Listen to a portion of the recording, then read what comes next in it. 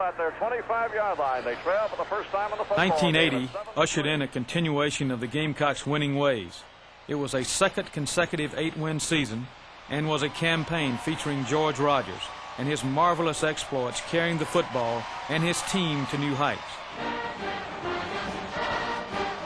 It began with a 153-yard first half against the University of Pacific, where Big George averaged over 10 yards every time he touched the ball.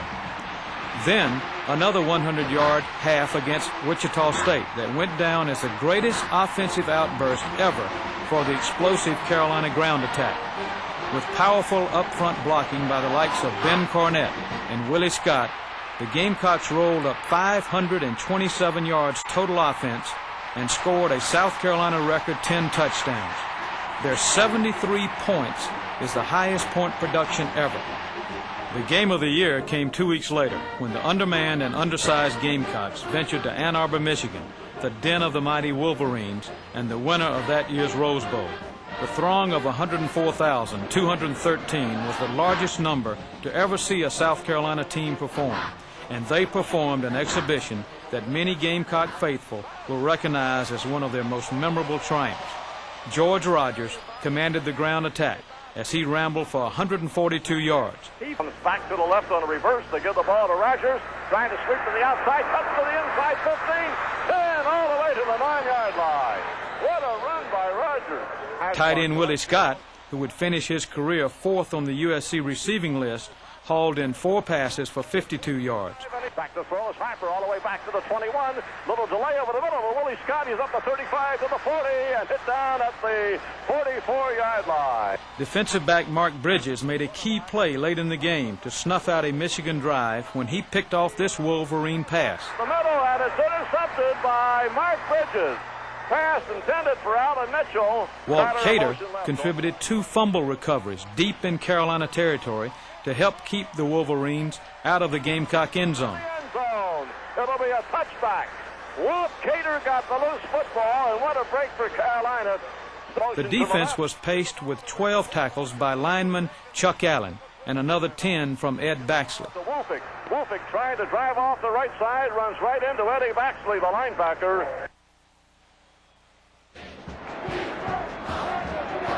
George Rogers continued his assault in the Carolina record books with a 193-yard, 3-touchdown day in a victory over North Carolina State.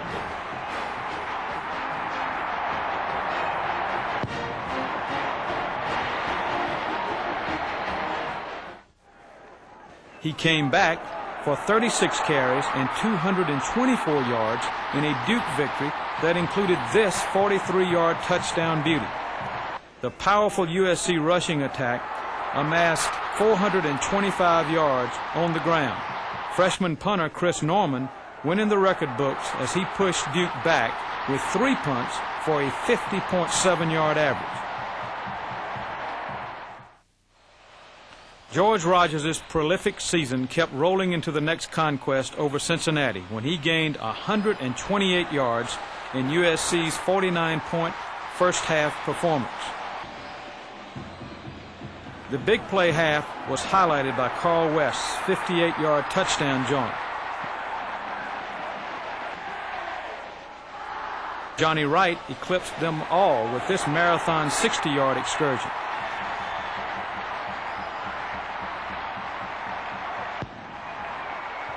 The big plays continued when Gordon Beckham added fireworks of his own with this 47-yard quarterback keeper.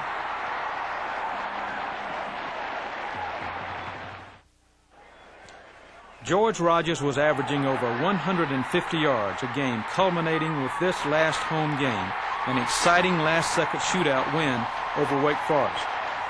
Gary Harper engineered this late fourth-quarter drive, which ended his best passing day with a thrilling third touchdown pass.